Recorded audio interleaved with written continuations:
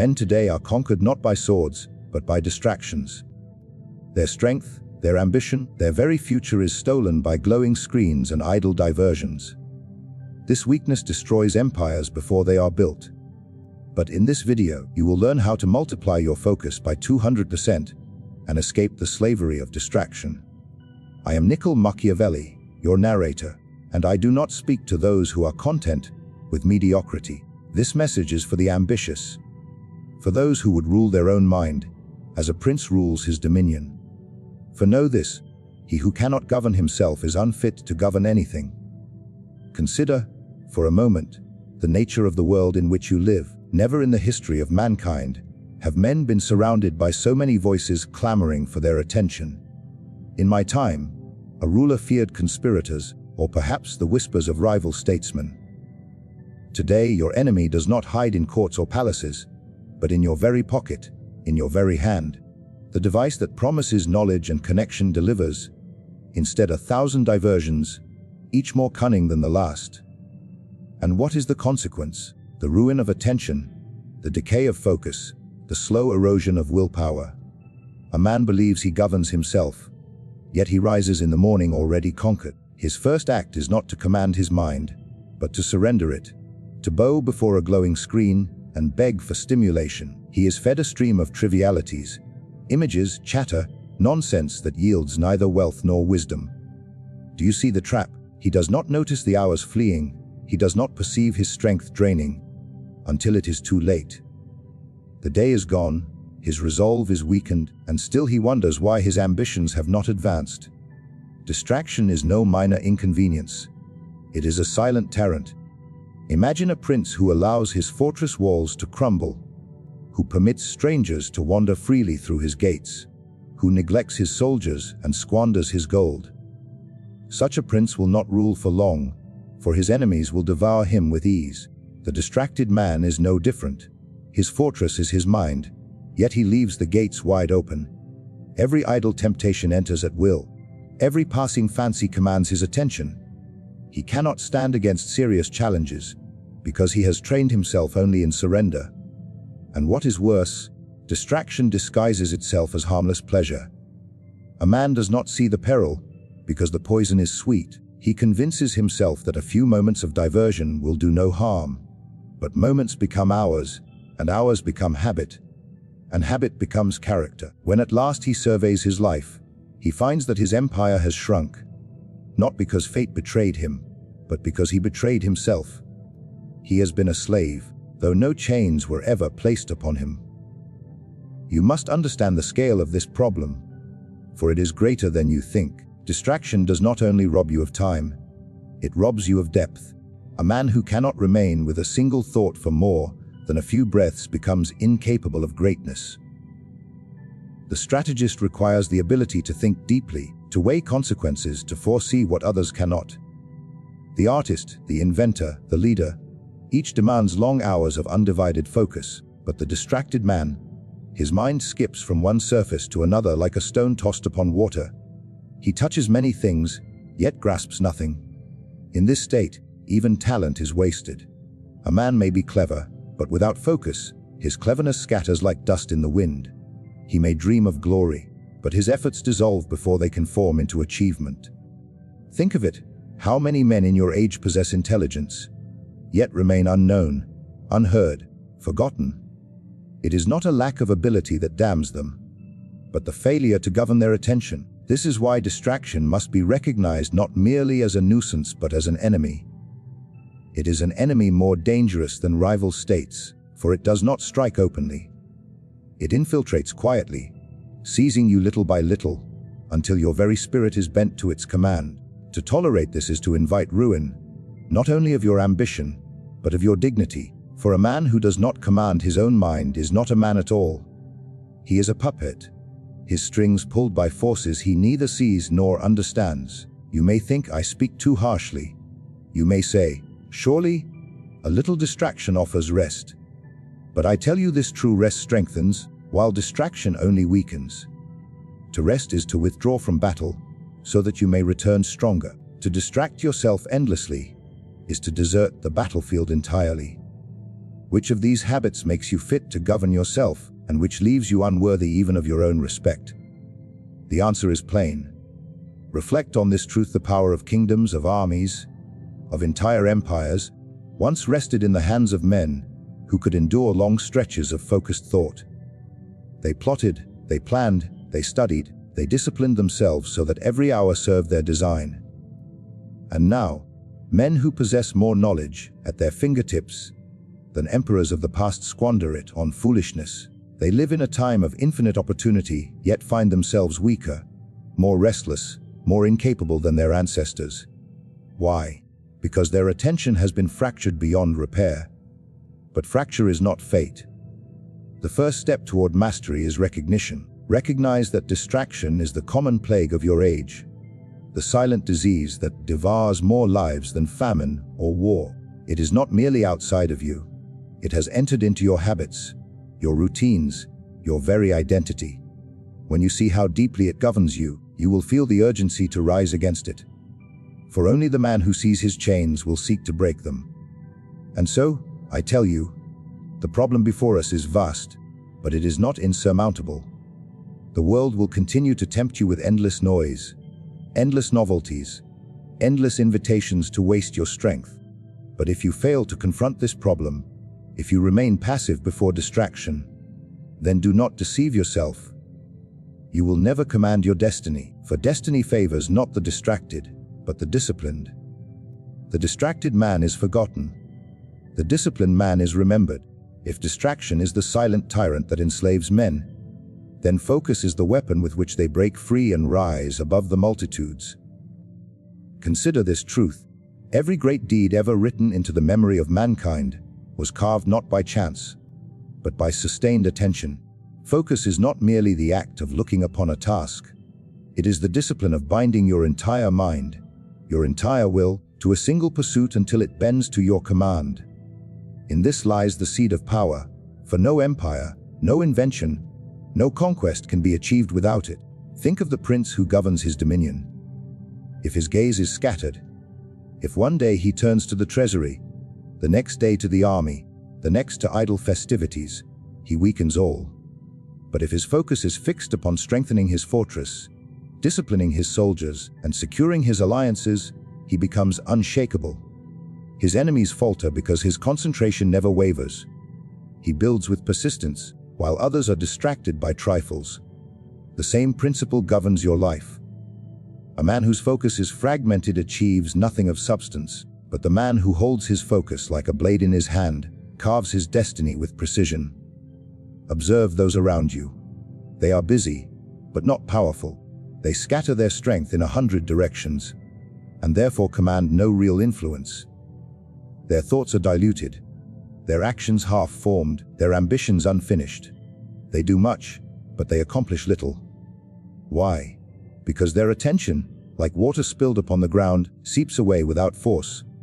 Focus, however, is like water forced into a narrow channel.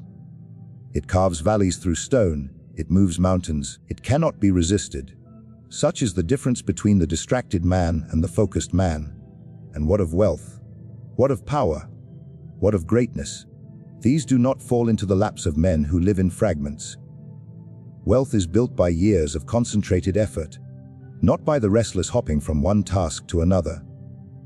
Power is established by the steady pursuit of strategy, not by men who abandon their plans when novelty calls. Even the art of governing others depends first on the ability to govern oneself, and self-governance begins with the mastery of focus. Understand this: focus is not simply a tool, it is the very foundation of mastery. A soldier who focuses his training becomes formidable, while one who allows himself to be distracted remains weak. A thinker who focuses his study sees patterns invisible to the common eye, while one who flits from idea to idea remains in ignorance. A leader who focuses his will commands loyalty, while one who divides his mind earns only confusion and contempt. Focus is the multiplier of all talents. Without it, ability withers. With it, even ordinary ability grows formidable. Let us speak plainly. When you multiply your focus, you multiply your strength. What others accomplish in 10 years, you may accomplish in 2. What others abandon in frustration, you will finish with resolve. The world, indifferent and merciless, bends not to the distracted but to the determined. History remembers not the many who drifted, but the few who fixed their gaze upon a goal and pursued it with relentless attention. And let me tell you something more. Focus is power because it commands respect. A man who does not flinch from his task, who resists every trivial temptation, who holds his mind steady in the midst of chaos, becomes feared and admired alike. Others look upon him and see a strength they cannot explain, for they themselves are scattered. They wonder how he achieves so much with the same hours they squander. They wonder how his presence alone commands seriousness. The answer is simple: he has concentrated his will, and in doing so he has multiplied his influence. Focus also builds endurance. The distracted man exhausts himself, darting from one diversion to another, always chasing, never capturing. The focused man, by contrast, conserves his strength, channeling it where it matters. His mind grows sharper, his patience deeper, his endurance greater. Over time, his discipline makes him unstoppable. Just as steel, forged and hammered, becomes stronger than raw iron, the focused mind becomes unbreakable through its constant exercise. Do not mistake this for exaggeration. Look at the rulers, the generals, the creators who left their mark on the world. Their genius did not reside only in intelligence or resources, but in their capacity for unbroken focus. They worked while others rested. They concentrated while others drifted. They persevered when others surrendered. Their victories were the harvest of focus. The empires they built, the discoveries they unveiled, the revolutions they ignited, all began with the decision to hold their mind steady against distraction. And so it must be for you.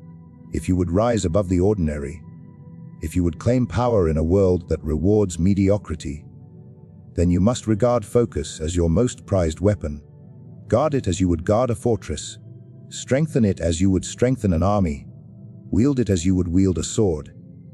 For with focus, every ambition grows sharper, every effort gains momentum, and every hour yields fruit that compounds across your life. The man who masters focus does not live as the rest do. Where others are consumed by noise, he is absorbed in creation. Where others wander in circles, he moves with purpose. Where others are forgotten, his name endures. Such is the power of focus, not an accessory to greatness, but the very heart of it. If focus is the foundation of power, then discipline is the architect that shapes it. To strengthen the mind, you must treat it as a ruler treats his dominion. No prince preserves his throne by accident. No general secures victory by chance. They act with intention, they plan with severity, and they enforce their will without hesitation. So too must you govern your own life. The distracted man thinks freedom lies in indulging every impulse, but true freedom belongs only to the one who commands himself. And to command yourself, you must adopt a method. Ruthless, deliberate, Machiavellian. The first principle of this method is the eradication of weakness. A prince who tolerates traitors soon finds his realm consumed by betrayal. In the same way, a man who tolerates distractions permits treachery against his own mind. Each idle notification, each trivial indulgence, each careless surrender of attention is a betrayal. They may seem small, but each one is a soldier fighting against your will. Allow enough of them to gather, and they will overwhelm you. Thus, you must act as the prince does: root them out. Strike without mercy, and make clear to yourself that weakness will not be tolerated. For if you spare distractions, they will not spare you. The second principle is the command of time. Time is the most valuable currency of power, and yet men spend it with greater carelessness than they spend coin. They trade hours for nothing, forgetting that a wasted day is a debt that can never be repaid. But the wise man regards time as a ruler regards his treasury. He allocates it with purpose, invests it in endeavors that strengthen his reign, and refuses to squander it on what yields no return. If you are to be powerful, you must view every hour as a soldier in your army. To waste one is to weaken your ranks. To command them all with strategy is to make yourself invincible. The third principle is the discipline of the body. A kingdom with rotting walls cannot endure, and a mind housed in a weak body cannot perform at its height. The body is the vessel of thought. If it falters, so too does focus. Discipline in sleep, in diet, in movement. These are not luxuries but necessities for one who would govern himself. Many men ruin their strength, not by lack of ambition, but by neglect of the vessel that carries it. They seek to sharpen the mind while dulling the body, and thus their efforts collapse. You must see your body as the fortress that protects your power. Strengthen it, and your mind will stand firm. Neglect it, and your resolve will crumble. The fourth principle is the cultivation of habit. Greatness is not seized in a single act, but constructed brick by brick through relentless repetition. A general does not train his army once, and then dismiss them. He drills them daily until discipline becomes instinct. In the same way, you must shape your life through ritual, through the steady enforcement of order. Rise at the same hour, dedicate yourself to study or labor with consistency, and you will forge habits that carry you even when willpower falters. Habit is the hidden ally of discipline. Where will weakens, habit sustains. Where temptation whispers, habit silences. With the right habits, you walk the path of power without hesitation. The fifth principle is the art of severity. A prince does not achieve obedience by indulgence, but by instilling respect. You must be severe with yourself in the same manner. Do not excuse your failures. Do not soften your standards. Do not speak kindly to the part of you that seeks comfort at the cost of greatness. When your will falters, do not pardon it. Punish it. Deny yourself the indulgence you crave. Impose greater discipline. And remind yourself that every lapse weakens your dominion. Severity may seem cruel, but cruelty to weakness is kindness to strength. In this, you preserve your rule over yourself. Finally, the method requires clarity of purpose. A kingdom without direction collapses into chaos, and a man without purpose falls prey to distraction. Focus cannot exist without a guiding aim. You must know what you pursue, why you pursue it, and what price you are willing to pay. With clear purpose, every act of discipline becomes meaningful. Without it, discipline decays into empty ritual. Purpose sharpens your method as the whetstone sharpens the blade. This, then, is the Machiavellian way: to eradicate weakness, to command time, to discipline the body, to cultivate habits, to impose severity, and to move always with clear purpose. It is not the easy path, for the easy path belongs to the distracted. It is the hard path, the narrow path, the path that few walk. But it is also the path that leads to dominion over the self. And from dominion over the self comes dominion over the world. What becomes of a man who seizes command over his mind? With the methods I have revealed, he is no longer like the masses who drift aimlessly from one indulgence to the next. He rises above them, transformed, as a prince rises above the common crowd. Imagine the contrast: where others are scattered, he is concentrated. Where others falter, he advances. Where others complain of time slipping away, he bends time to his will. Such is the promise of transformation through the mastery of focus. It does not merely restore what distraction has stolen, it multiplies it, forging in you a strength far greater than what was lost. Consider first how this transformation appears in the realm of productivity. The man who once squandered hours in trivial diversions finds himself suddenly capable of achieving in a single day what once took him 3. His work, sharpened by unbroken attention, grows in depth and quality. What was once rushed, sloppy, or incomplete now emerges refined and precise. Others, seeing his results, marvel at his pace, yet fail to understand that the secret is not speed, but focus. He does not chase after every thought, every impulse.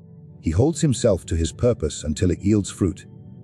In this way, he advances not by chance, but by discipline, and discipline doubles his capacity. Now observe the transformation of the mind itself. When a man strengthens his focus, he discovers that his thoughts reach further than before. Where once his mind was fractured into fragments, now it is whole. He can contemplate difficult problems with patience, holding them steadily in view until solutions emerge. He can dive into study without drowning in boredom, absorbing knowledge with greater retention. Ideas that once slipped away now remain, until they can be shaped into strategy. The distracted man cannot hold a single thought long enough to master it, but the transformed man holds thought as one grips a weapon. Firm, unwavering, unyielding. Transformation also extends to ambition. A distracted man dreams much but accomplishes little. His goals change with the season, and his efforts dissolve before they produce results. But the man who commands his focus learns to fix his ambition upon a single aim and pursue it relentlessly. He understands that true power is not found in chasing many small victories, but in securing one great triumph. Through discipline, he trains his mind to resist temptation, to withstand discouragement, and to continue forward when others fall aside. And with each step, he grows stronger, for success breeds confidence, and confidence feeds further success. You will see, too, that this transformation reshapes how others perceive him. Men respect what they do not possess, and since most men are ruled by distraction, they instinctively admire the one who is not. They see in him a strength that is rare, a quality that cannot be faked. His seriousness commands attention, his steadiness inspires trust, and his results speak louder than words. While the distracted man fades into the background, the focused man stands apart, a figure marked by discipline and determination. Influence follows him naturally, for others gravitate toward strength, and nothing is stronger than the man who has conquered himself. This transformation does not end with the mind alone. It radiates into every aspect of life. Relationships change when a man gives his full attention to those who matter.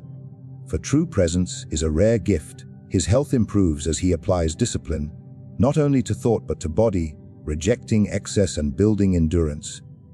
His wealth grows, for the energy once wasted is now invested into endeavors that yield return. Even his sense of time shifts, as if he has stretched the hours of the day, not by magic, but by mastery of his own will. Yet the greatest transformation is invisible, though it governs all. It is the change in identity. The man who was once a servant to impulse becomes a ruler over himself. He no longer doubts his ability to persist, for he has proven it to himself through action. He no longer wonders if his dreams are possible, for his discipline has turned possibility into progress. He walks differently, speaks differently, carries himself with the quiet confidence of one who knows he can endure. Distraction no longer whispers commands to him, for he has silenced its voice. His mind, once chaotic, is now an instrument of order. This is not merely a doubling of focus in some vague sense. It is a doubling of strength, of influence, of capacity. A man who masters focus gains the equivalent of an extra life, for he achieves in his years what others cannot achieve. Even with double the time, he moves swiftly past mediocrity and into the realm of greatness, for the discipline that sharpens his mind also sharpens his destiny. Those who watch him from the outside think fortune has blessed him, but fortune favors only the prepared, and his preparation was the cultivation of ruthless attention. Thus, the promise of transformation is not abstract, not distant, not reserved for a chosen few. It is available to every man who dares to confront distraction and replace it with discipline. It is the path from weakness to strength, from obscurity to influence, from passivity to power. And it begins the moment a man resolves to treat his focus not as a fleeting gift, but as the throne upon which his destiny rests. You have now seen the nature of distraction, the power of focus, the method of discipline, and the transformation that awaits the man who seizes control of his own mind. The lesson is clear. He who does not govern himself is governed by weakness, but he who commands his focus commands his fate. Fortune does not smile upon the idle or the distracted. It crowns only those who rule their attention with the severity of a prince guarding his throne. Remember this always. Your mind is your dominion, and focus is its law. Guard it with ruthlessness, sharpen it with discipline, and direct it with unwavering purpose. For in doing so, you rise above the common crowd and enter the company of the few whose names endure. Now the choice lies before you: remain as you are, scattered and conquered, or claim the strength that doubles your focus and multiplies your power. The path has been revealed. The rest depends only on whether you dare to walk it.